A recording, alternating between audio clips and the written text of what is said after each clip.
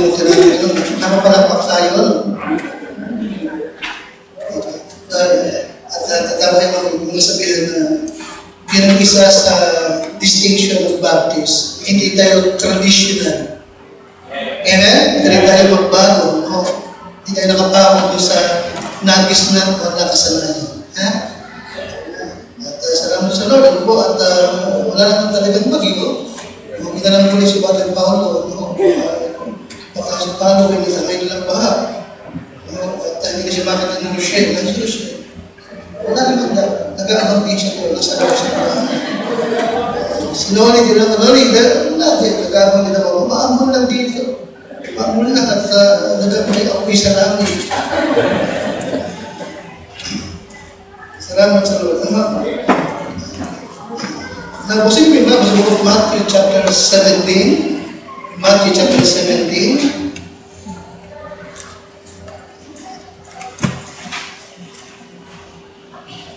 Matthew chapter 17.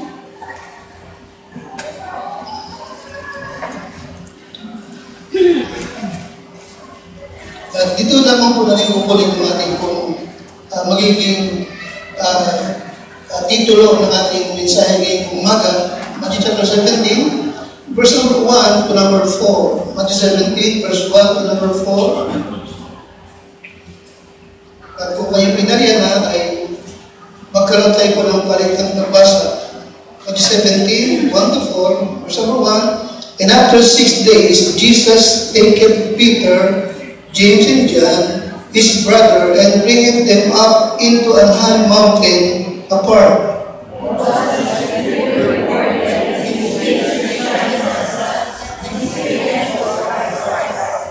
And behold, there appeared unto them Moses and Elias talking with him.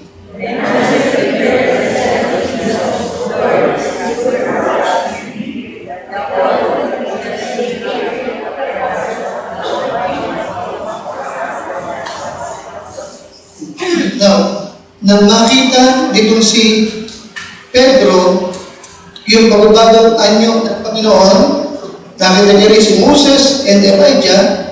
Sabi ni Peter sa verse number 4, Lord, it is good for us to be here.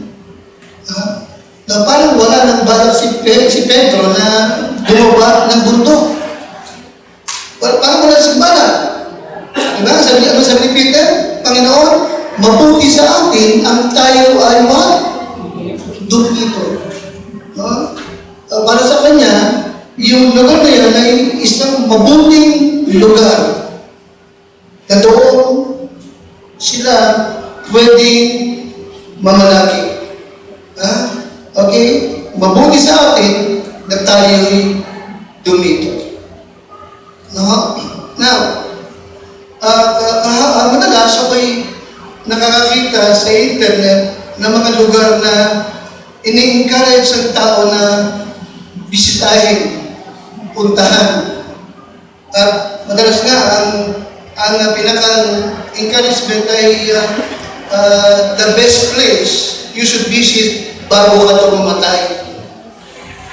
Nakikita niyo ba yan? Nakikita niyo ba yan? Places you must visit before what? Before you die. Merong 50 places, may 24, merong 4 lamang.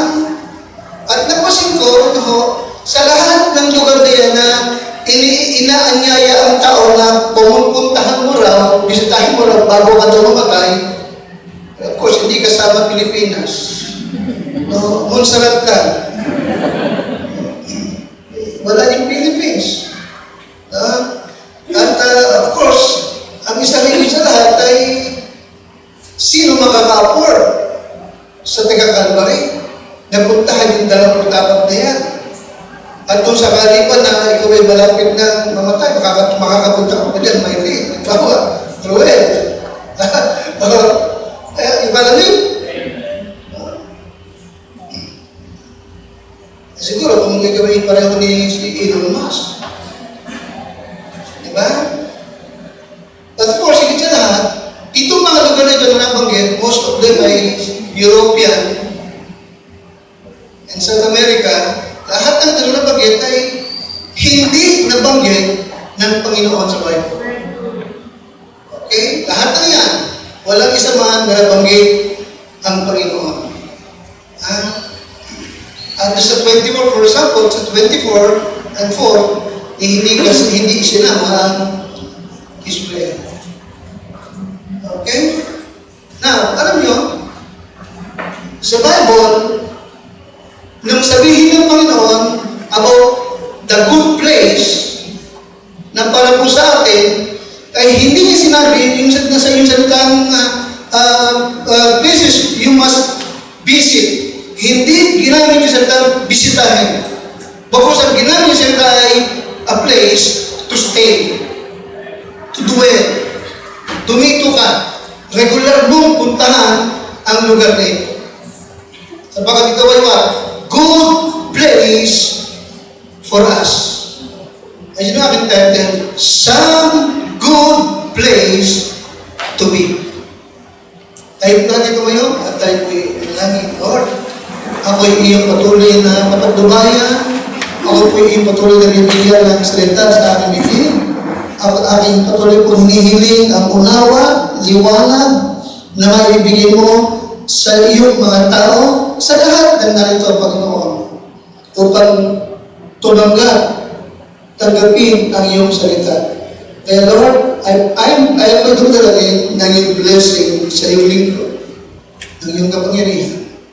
Hinihiling ko ito maging sa mga magagawa na nanggaling po ito sa iyong church ng Calvary. Kay Brother Paulo, kay Brother Wilson, kay Marvin, kay Jason, na ngayon po'y nangangarap ng iyong mga salita. Pagpalayan sila, iyong sila ng lakas at ng iyong kapangyarihan. Hinihiling ko ito sa pangalan po ng aming Panginoon Jesus. Amen. Ako na po kayo. Some good places for us. Okay? At hindi niya sinabing bisitahin mo ito.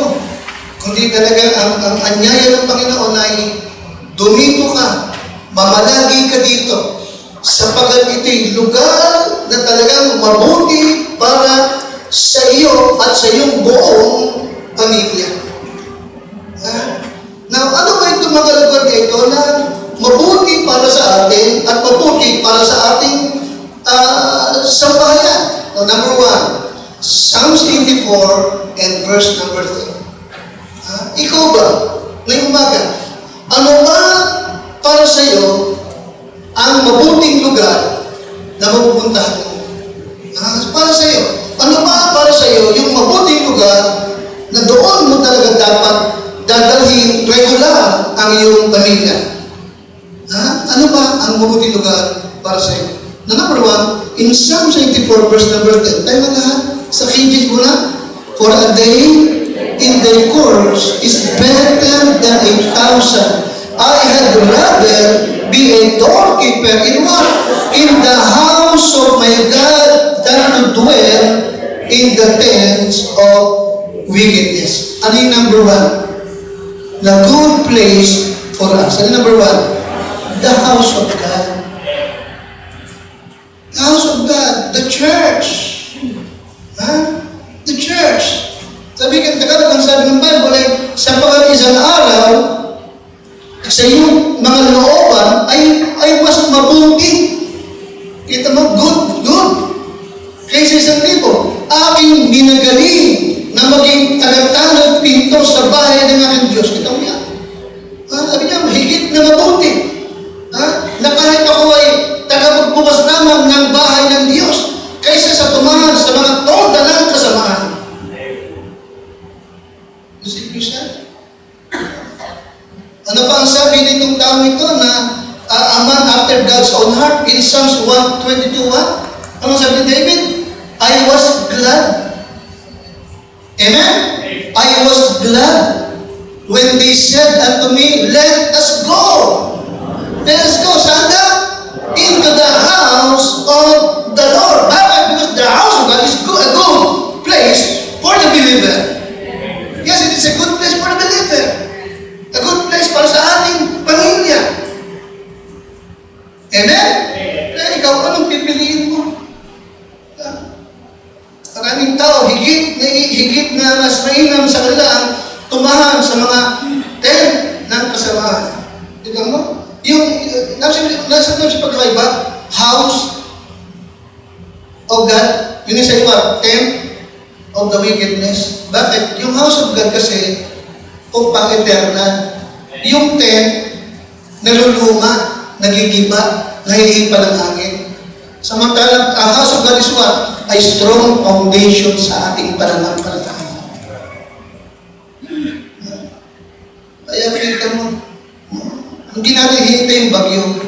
Ang hinintay natin ay yung oras na ako'y sasamba sa Panginoon. The house of God is a good place for us. Okay, bakit? Bakit? Because the Word of God is read and preached here. Hindi ba? Dito natin na mapakinggan ang what? Mga salita ng Diyos. May tinuturo, ipinangangaral, hindi ba? Nagpapalago ng ating pananampalataya. Amen? Nagbibigay sa atin ng what? Pag-asa, kaaliwan. Amen? Amen? Liwanag, unawa sa mga nagaganap sa buong mundo. Ano pa? The song of God are sung. Amen? Okay ka mo, bago tayo mag-umpisa, nag-awitan muna tayo. Ano yung ating inawit? Hindi awit ng mga lasing, kundi awit na para sa Diyos. Siya ang ating inaawitan. Amen? Mapapakinggan mo ba sa FM, sa AM, yung mga inaawit natin dito? Okay, ano pa? In 1 Samuel 16, verse number 23, tingnan niyo po ang nagawa ng salmo at ng himno kay Haring Saulo. Tingnan niyo po, in 1 Samuel 16, verse 23, itong si Haring Saulo ay binabagabag ng evil spirit. Tama niyo ba yun? Binabagabag siya ng evil spirit. But every time na si David ay dumarating, tinutugtog yung harpat, umaawit siya ng himno ng Diyos. Anong nangyari kay Samuel? Kay Samuel? 1 Samuel 16:20. Yung evil spirit umaalis. Nakita niyo? Pakibasa ka ng malakas. 1 Samuel 16:20. Pagbasa. Ready? Basa.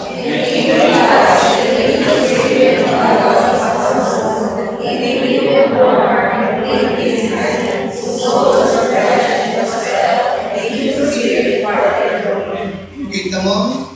Umaalis kapag si David ay umaawit na. You see? Kaya nga, the house of God is a good place for us. Okay, ano pa? Ano pa? Okay. Ephesians chapter 5, 19 to 20. Sabi-sabi ito, Ephesians chapter 5, 19 to 20.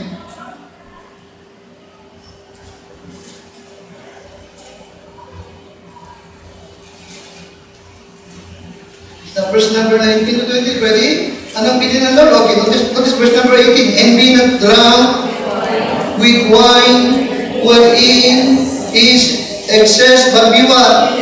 Be filled with the Spirit. Narising ka po rin.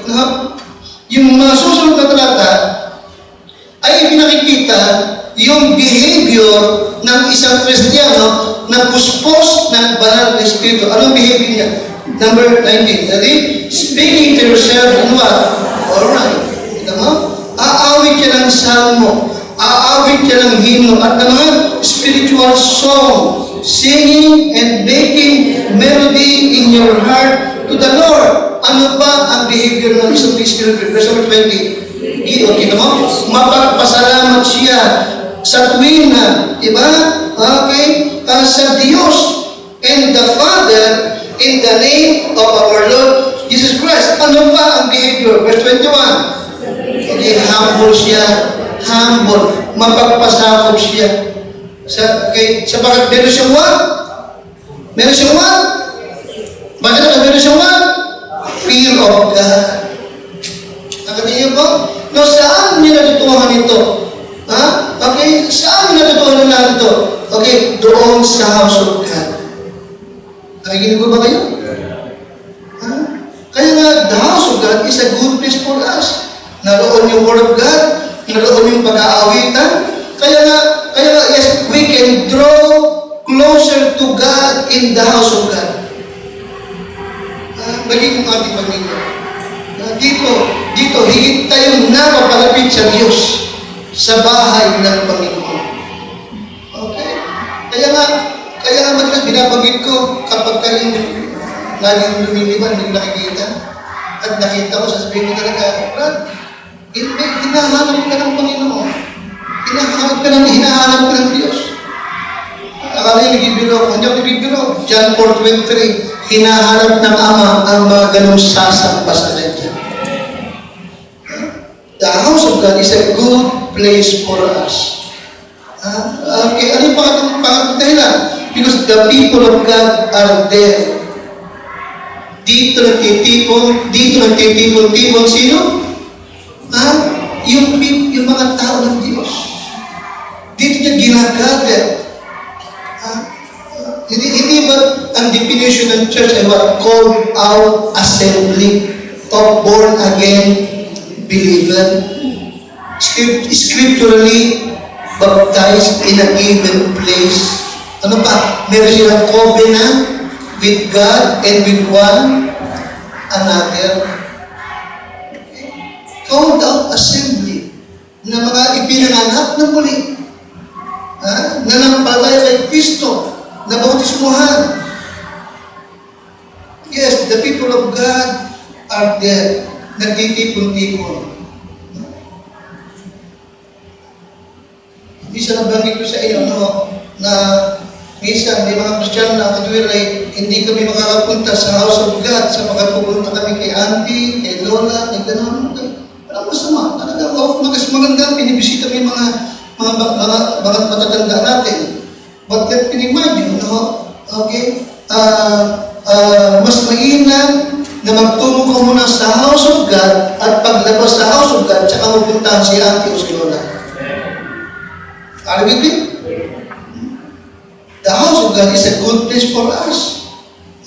In 1 Timothy 3, verse 15, 1 Timothy 3 and verse 15, tignan mo ninyo. Sabi ng Bible, sa King James muna, nasa King James. And if I know, alright, na sumunod, that thou mayest know how thou oughtest to behave thyself in the house of God. Is what? The church of the living God, the pillar and ground of the truth. Ano po sabihin behave thyself? Nakapakita po ito na tinatawag na tamang pag-uugali kapag tayo ay nasa bahay ng Diyos. Or what? Okay? Mga dapat mong ugaliin sa bahay ng Diyos. Okay, ano ba yung dapat natin ugaliin? Of course, we should be faithful to the house of God. We should be faithful to the house of God. Ibig sabihin faithful, regular ka. Maliwanag ba? Merong nagpapatuloy ka. Consistent ka. Ano man ang mangyari, umulan man o bumagyo, hanggang kaya natin, magpupunta tayo. Iyon tamang ugali. Maliwanag ba? Tamang ugaliin natin sa house of God. We should be what? Pakadalas we should be faithful to the house of God. Bakit? Ano ba dahilan? Because the church of God is the pillar and ground of what? What? The truth. Ito yung haligi at suhay ng katotohanan. Okay, dito truth ang mapapakinggan mo. Sa Facebook, sa dyaryo, sa TV, sa radyo, puro fake news ang mapapakinggan mo. Dito what? Truth. This is the pillar and ground of the truth. Amen? Dahil ko ipinapaalala sa iyo. Hanggang sa batang mo. Kapag lahat ng nababalitaan mo, napapakinggan mo, nababasa mo, napapakinggan mo sa radyo, sa TV, napapanood mo, sa Facebook, nababasa mo, sa mga video, ay pinapaniwalaan mo, believe me, masakit ba ito? Hindi ka matalinong tao. Pwede ka. Pag lahat ng binabanggit namin dyan, naniniwala ka, hindi ka matalinong tao. Right, man. Be wise. Sabi ng Panginoon, be wise as a serpent and harmless as a dove. Amen? Ano isa?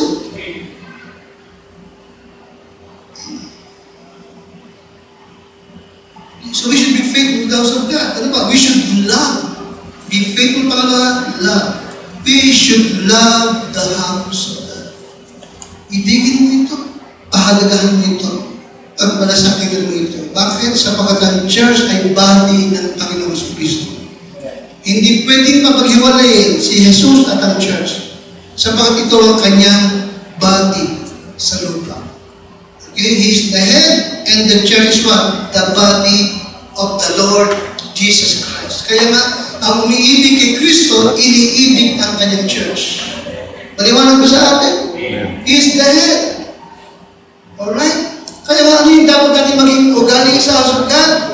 Be faithful. Yung pangalawa, love the house of God. Yung pangatlo, back to it. Narito ka ngayon, bumalik ka. Kamaya, babalikan mo ito. Maliwanag ba? Yung iniibig mo, pinupuntahan mo lagi, binabalik-balikan mo, iniibig mo, ganun din. Kung talagang may pag-ibig ko sa church, babalikan mo siya lagi. Okay, ano ba? Desire it. Desire it. Pinananabigan mo, nami-miss mo. Maliwanag ba? Bakit? Love mo eh. Amen? Love mo eh. Bakit mo lang? Sapagkat lahat ng napapakinggan mo ay bawat katotohanan. Because the house of God is the pillar and ground of what? The truth. Ano pa? Tell others about it. Pangalakas na? Kita mo, hindi ba? Kaya nag-aanyaya ka. Nag-i-invite ka. Halika, bisitahin mo. Puntahan mo yung aming bahay sa bahay.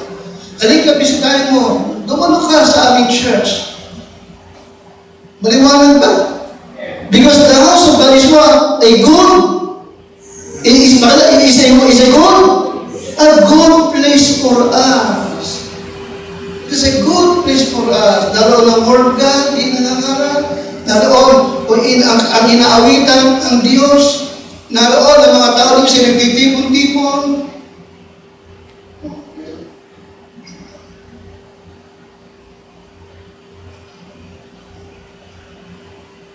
Of course, ini-emphasize natin, no? Lagi natin pinapaunawa na hindi ang baptist ang tagapagligtas mo. Si Kristo ang tagapagligtas mo. Kahit member ka ng Calvary at nabautismohan ka dito, sa impyerno ka pa rin pupunta kung hindi mo naman talaga tinanggap na may pananampalataya ang Panginoon sa Kristo. Maging maliwanag yan sa tuwi na sa lahat ng ating pinuturuan at sa mga members natin. Maging maliwanag yan. Nalangin ko minsan, nagkaroon na lang yan before fellowship. Pinagsalita at isa-isa ang lahat. At karamihan ang sinasabi, ang ginagawa at dito ako ay nabautismuhan ng ganun pecha. Alam mo yun, tumayo ako, teka. Baba, alam mo sa bakit nabautismuhan kayo dito yung sa langit ng punta ninyo. Okay, natatakot sa inyo. Alam mo yun? Kung binabagay na bautismo, walang bumagit na ako'y na-save ng ganung taon. Tinanggap si Kristo ng ganung taon. Walang bautismo. At nakikinig mo ba sa akin? Maliwanag ba? Okay. Church membership, baptism ay hindi salvation. Si Yesu Kristo ang kaligtasan. Siya.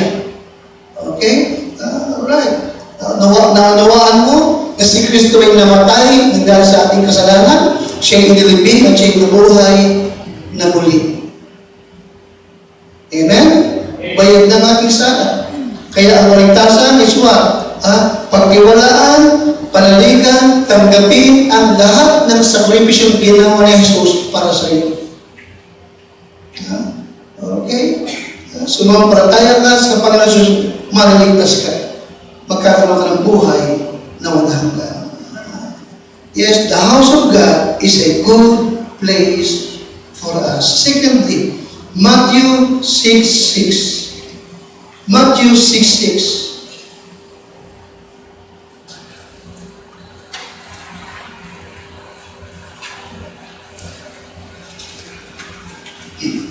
Okay, ready? Tayo po lahat. But thou, enter into thy closet. And when thou hast shut thy door, pray to thy Father which is in secret, and thy Father which is in secret shall what? Shall reward thee openly. Nakita mo yun? Ha? Okay? Sa iyong pagpasok sa iyo sa closet, doon kinausap ko ang Diyos Ama, no? At ang pangako ng Panginoon, at ang iyong Ama, na nakakakita sa iyo doon sa secret, doon sa iyong closet, shall reward thee openly. Bakit? Because number two, the prayer closet is a good place for us. Ano yung number one, the good place? Pakalakas? Daos lang. Ano yung number two? The prayer closet. Amen? Ano yung prayer closet? Ito yung pagkakataon na ikaw at ang Diyos lamang ang magkausap. Maaaring ang prayer closet mo ay yung kusina na walang makakagambala sa iyo. Maaaring ang prayer closet mo ay yung sala kapag alas 5 ng umaga. Nakikinig ba sa akin? Walang pang gising, ikaw lamang. Maaaring ang prayer closet mo ay talaga yung silid mo. Ikaw at ang Diyos lamang ang magkausap doon. Yes, because the prayer closet is a good place for us. Now this morning, Kishan, mayroon ka ba sa bahay mo na prayer closet? Meron ka ba talagang ginugugol na oras, panahon, na ikaw at ang Diyos ay lamang ang magkausap? Yun yung prayer closet mo. And the prayer closet is a good one. Is a good one, tama ba? It is a good place for us. Bakit? Because in the prayer closet, okay, number one, we get help from God. Number two, we get comfort from God. Number three, we get what? Peace from God. Maliwanag ba? Nakaliwanag ba ako? Amen? Kapag ikaw ang Diyos lamang mag-uusap, ano yung makukuha mo sa Kanya? May tulong kang matatanggap. Ano yung pangalawa? Kaaliwan. Inaaliw ka niya kasi kausap mo siya eh. Ano yung pangatlo? Kapayapaan kasi nakausap mo na ang Diyos. Payapa ka na. Panatag ka na. Wala ka ng tawag. Kanina lang kakabaka-baka pero matapos mo siyang kausapin na halos tumutulong ang luha mo sa pag-humihingi ka ng tulong sa Kanya. Ayun, panatag na. Pagkakon yan eh. Ha? At ang kapayapaan ng Diyos na hindi masayad ng pag-iisip ng tao ang mag-iingat ng iyong puso at isipan kay Kristo Jesus. Yes, Christian, the prayer closet is a good place for us. Okay? Pakikipag-usap sa Panginoon. Kaya nga sabi ko madalas, napakahalaga na talagang yung panahon, yung oras talaga na yung bang masikatan, nakikinig ba sa akin? Yung masikatan ka ng araw na nakaluhod ka at nakikipag-usap ka sa Panginoon. Sa iyong prayer, closer. In Hebrews chapter 4 and verse 16, Hebrews chapter 4 and verse 16,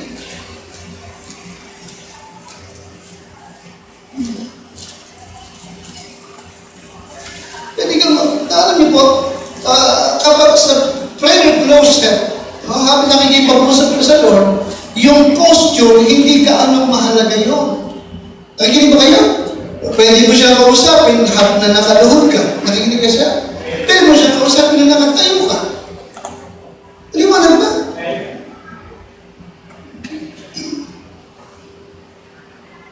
Pwede mo siya kausapin habang naglalakad ka. Ang mahalaga, meron kang oras na ikaw at ang Diyos lamang ang nag-uusap. Kaya the prayer closet is a good place for us. Now, Hebrews chapter 4 and verse 16. Okay, tayo na lahat. Ayun po, nasa. Okay. Magsilapit nga tayo may pagkakatiwala sa throne of grace. Luklukan ng biyaya. Upang tayo ay what? Magtamo ng what? Awa. Nakita mo? Sa prayer closet mo, makakanta mo yung awa. Ano ba? Makakasumpo ka na ano ba? Kita mo, mo, awa at biyaya ang naroon. Okay? Upang tumulong sa atin sa panahon na tayo'y may pangangailangan. Nakita mo yan? Kaya nga nakakapagtaka. Of course, wala tayong what do you expect sa mga unbelievers na yun? Na nagsasabi, ito yung mga best place na pupuntahan mo bago na sikapin mo pupuntahan bago ka mamatay. Ito wala, isa man dito yung house of God. Wala, isa man dito yung prayer closet. What do you expect? Unbelievers mo sila eh. Are you listening, Christian?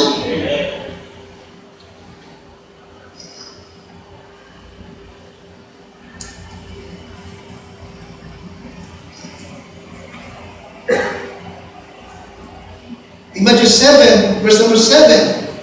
Matthew 7, verse number 7. Sabi ng Panginoon, ask, and it shall be given. Seek, and you shall find. Knock, and it shall be open unto you. Humingi ka, ikay bibigyan. Maghanap ka, makakasumpong ka. Kumato ka, pagbubuksan ka, sapagkat ang bawat humihingi, makatatanggap. Ang bawat naghahanap, makasusumpong. Ang bawat kumakato, pinagbubuksan. Bakit? Sapagkat ang hinihingi mo ay ang Diyos na nasa langit. Amen? Amen? Ang hinahanap mo is what? Ano ang kanyang kalooban para sa iyo. Amen? Kumakato ka sapagkat wala pang answered prayer. Pero alam mo, narinig ka na niya. Amen? Pero patuloy kang humihingi. Tama? Amen? Knowing, hinihingi mo ay kanyang kalooban para sa iyo. You see? Yes, the prayer closet is a good place for us.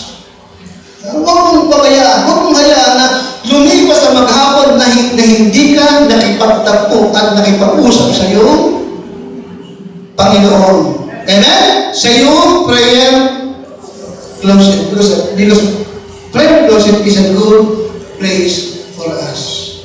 It's a good place, Christian. Secondly, Psalms 133 and number 1. Psalms 133 and 1.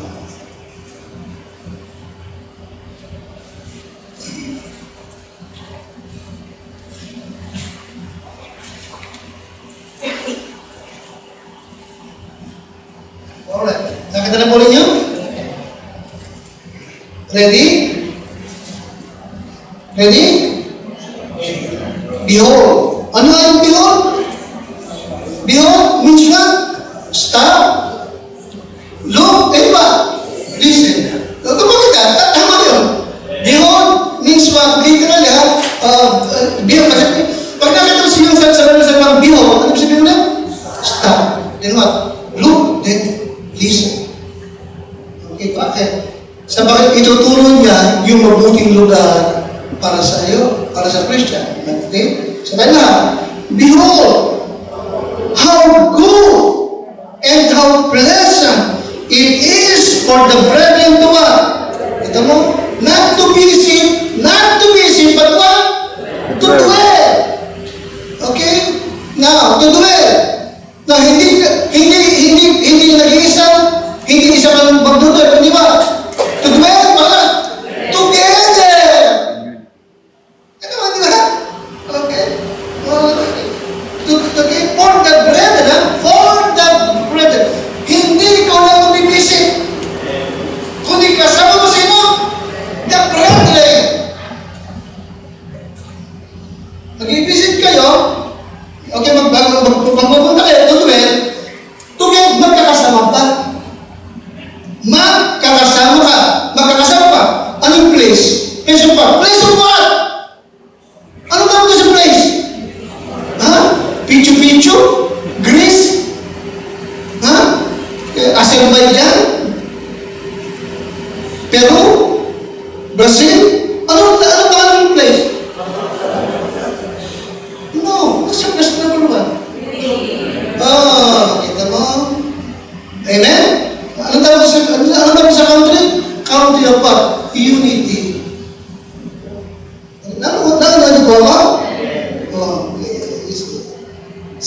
3, unity. Being in unity is what? A good place for us.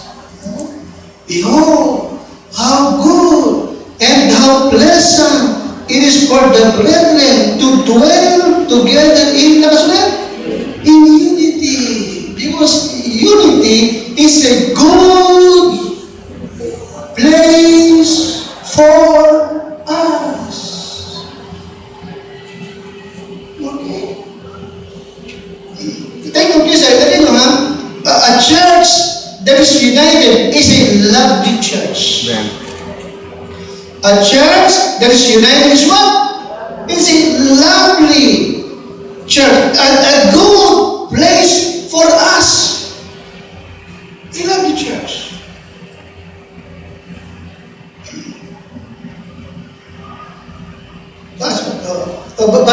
Balagpas. Halimbawa, nabalita mo, may mga magkakaaway dito.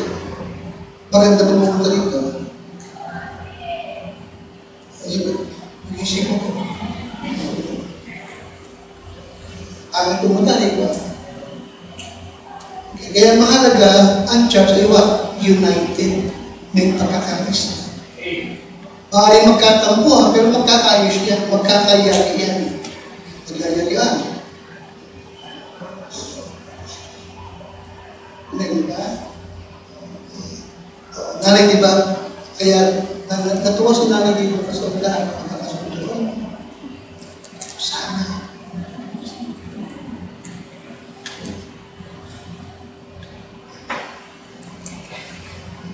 Kaya bilang pastor, yung talagang sinisipit ko yun. Hindi nyo alam, minsan pag nakabalita ko na hindi maayos, hindi nyo alam. Kaya hindi ako mapakala. Pero secret, nagka-underground, may punta ako. Mag-ayos kayo dalawa, bubuntalan mo kayo. Mga harap. Why? Because being in unity is what? Is a good place for us.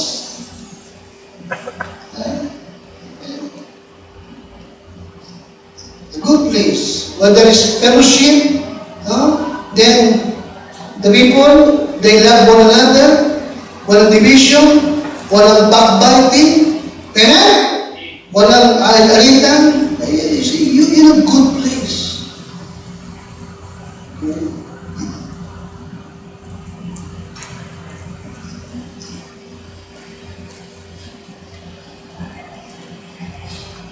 Sabi mo, magta-travel kayo abroad, mag-Hong Kong kayo, mag-Singapore kayo, magkakasama kayo, tapos sa aeroplano pa, nag-away-away na kayo.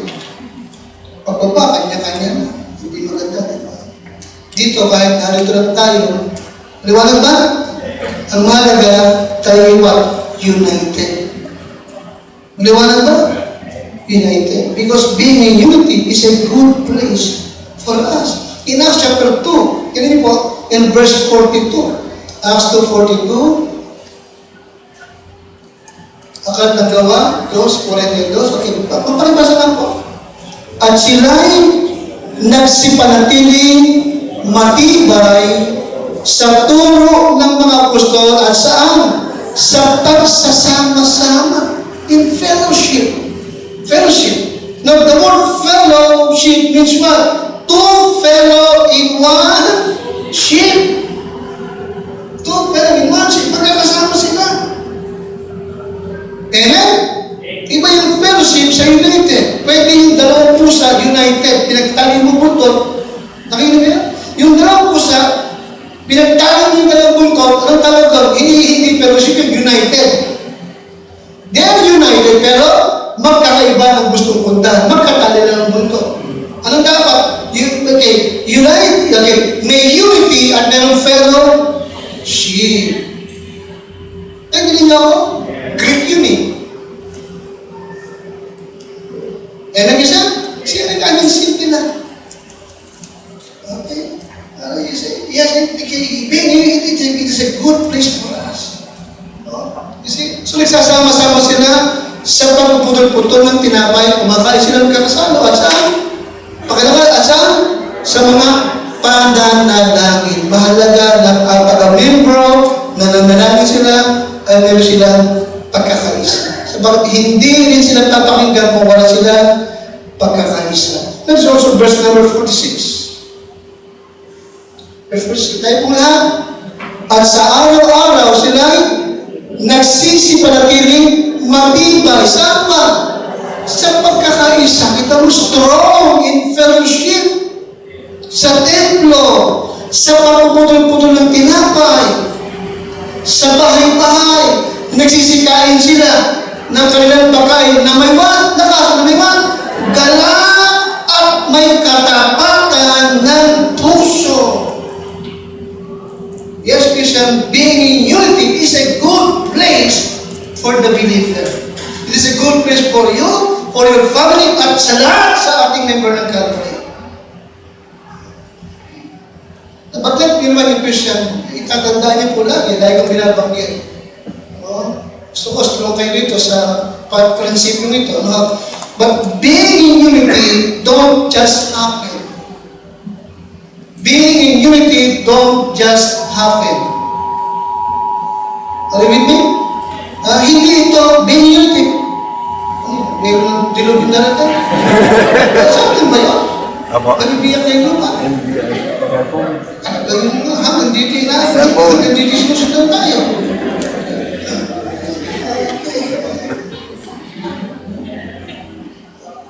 Pakiliwas na po, being in unity don't just happen. It takes what? Effort. Ano pa? Determination ng lahat. Hindi lang ng pastor, kundi ng lahat ng miyembro. Amen? Hindi ito basta-basta na naman nangyari. Okay? Hindi ito basta-basta nangyari.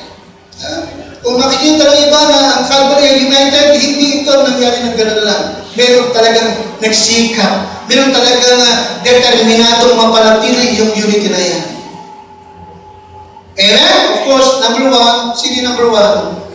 The pastor. You follow me? Number two, sino?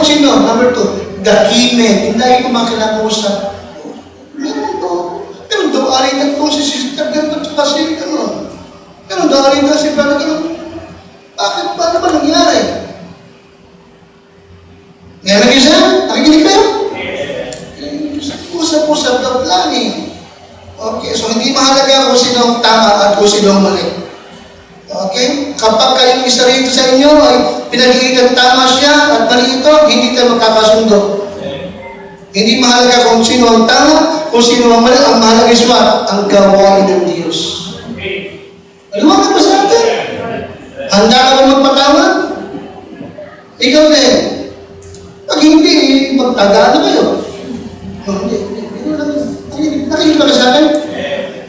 Handa ba magpatawad? Handa ko siya talaga.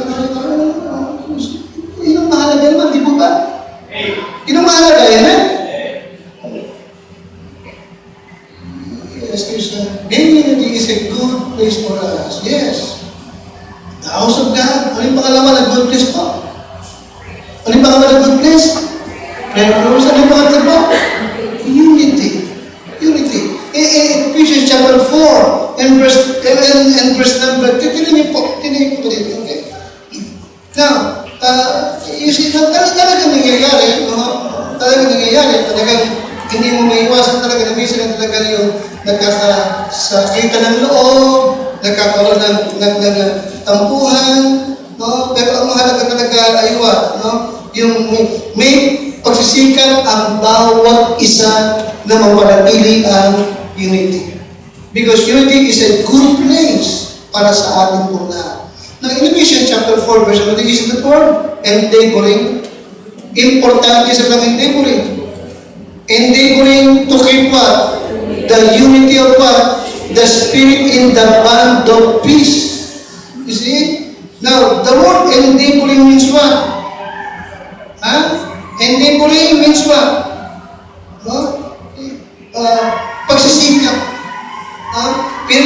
Pinagsisikapan mapanatili yung pagkakaisa sa espiritu sa tali ng kapayapaan.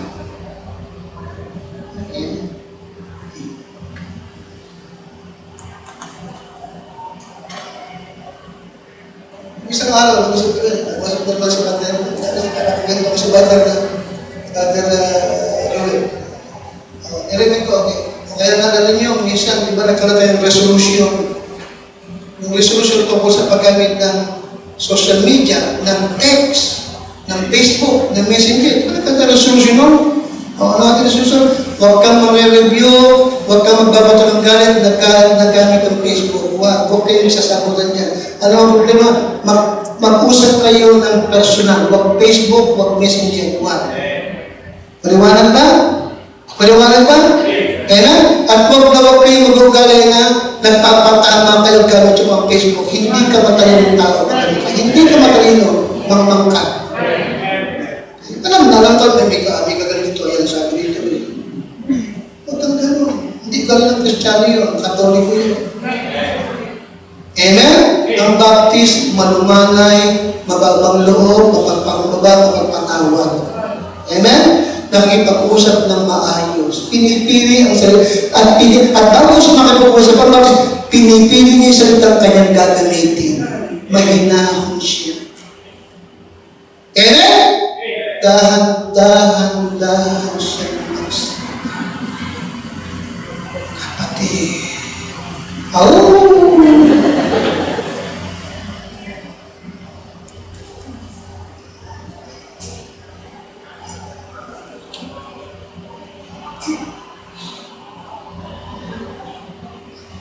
Personal time. Amen? In Mark chapter 3, verse 25, bakit good place ang unity sa church? Okay? Kasi pag may unity, may tagumpay, may power, may blessing ng Diyos sa kanyang gawain.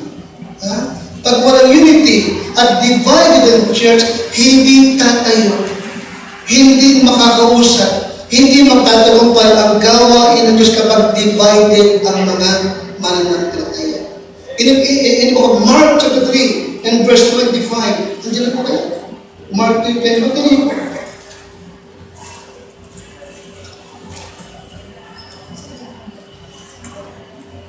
Mark 3:25, tayo po na. Ready?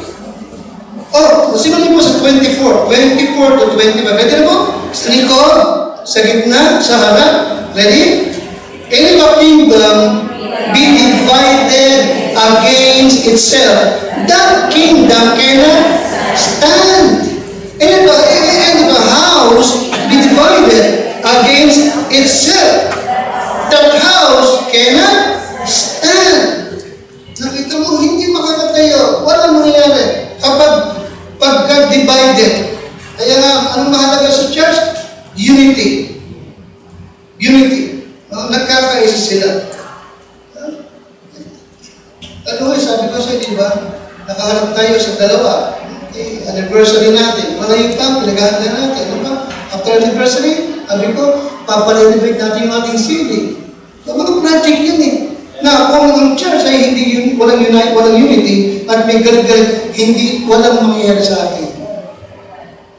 Okay? Minsan pa, pag magkagalit ito, may kampihan pa yan, may mga barkada ng buhay.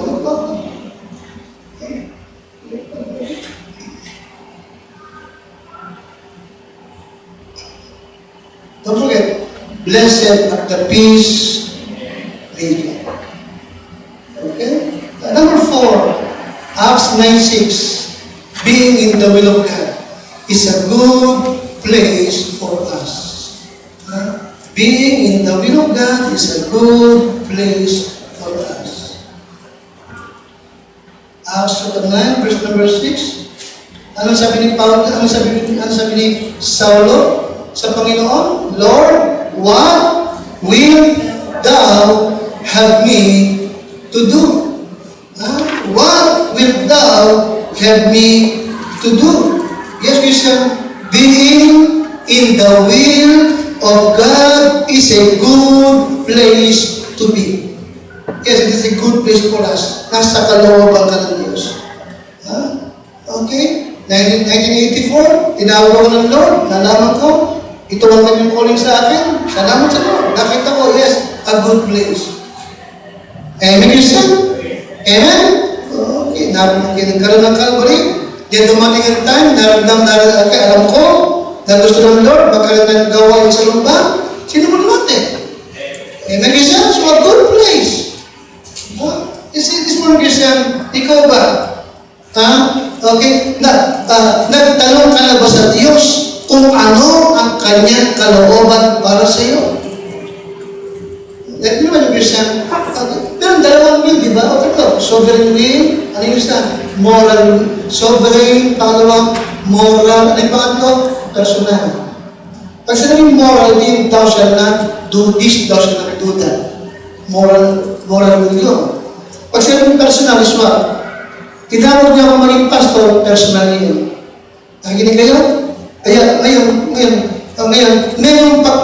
magkakaiba ang kanyang plano sa buhay natin.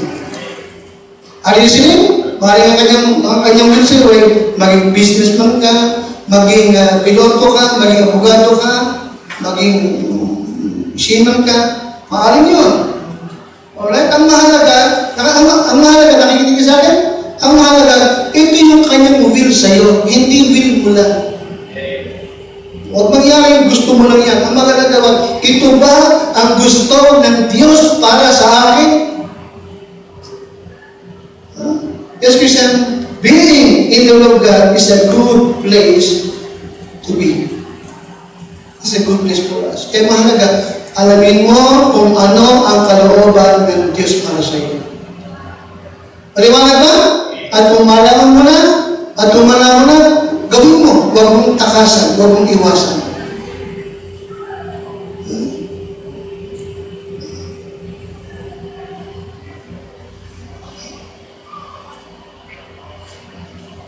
Nabasa ko lang sa isang aklat ng devotion. Kung hindi ko na kung daily bread, kung paano. Nalaman nung yung isang young people sabi niya, Mami, palagay ko, ito ang will ng Diyos sa akin. Ako'y mag-vision sa ganung lugar. Kita naman niya. Sabi niya, kaya lang, hindi ko ayoko hindi ko gusto ko. At yung magulang niya, ayaw din. Ano siya magpunta sa ganung lugar. Nakikinig ka sa akin? Nalaman niya kung anong will ng Diyos sa kanya. Alam niya, kaya lang ayaw niya doon. Dahil mapanganib doon sa lugar na yun, delikado doon, mapanganib doon, kaya ayaw niya doon sa lugar na yun, na siyang will ng Diyos sa kanya. Okay? Dumating ang time, habang nag-garden siya sa likod ng kanilang bahay, natuka siya ng ahas. Nabingit ang kanyang buhay sa kamatayan. Nakikinig ka sa akin? Okay. So, saan mapangalan? Saan mapangalan para sa kanya? Doon sa mission field o sa bahay nila? Dapat isa, being in the will of God is a good place. Amen? Kung tawagin ka niya sa ganitong lugar, iingatan ka niya. Kung yan ang kanyang will para sa iyo.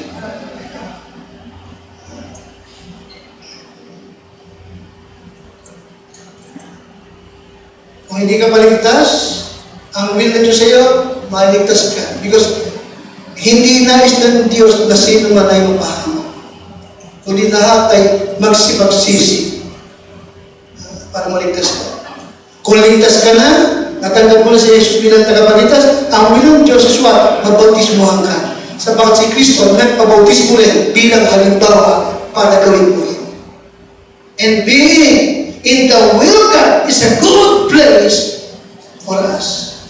And lastly, Romans 8:1. Romans 8:1.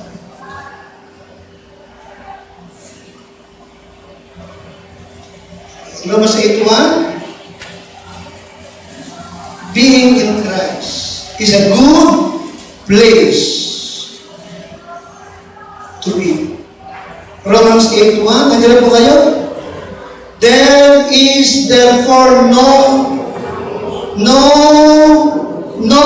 condemnation to them which are in Christ. Kita mo? Wala nang hatol sa mga nakay Kristo. Nakay Kristo. Yes, being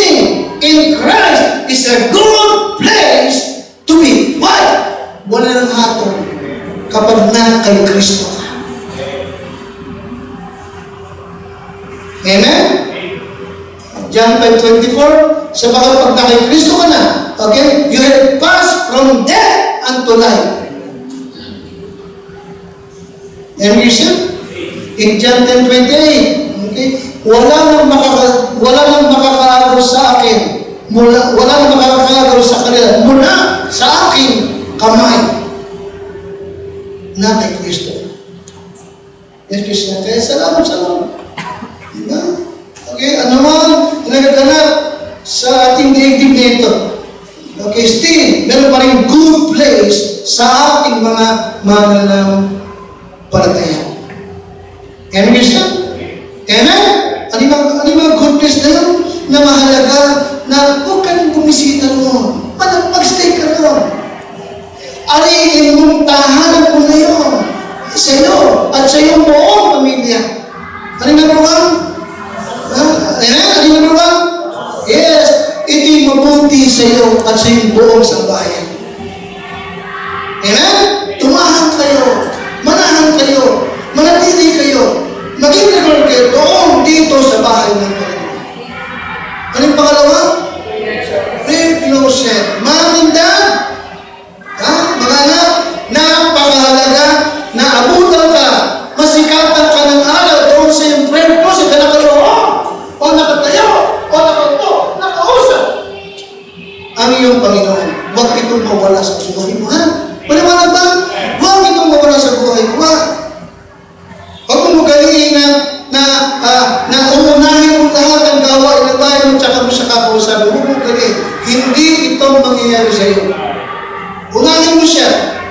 Paliwanag ba? Si David ay naging lalaking malapit sa puso ng Lord. Bakit? Sa kinaumagahan, kinakausap niya kaagad ang kanyang Panginoon.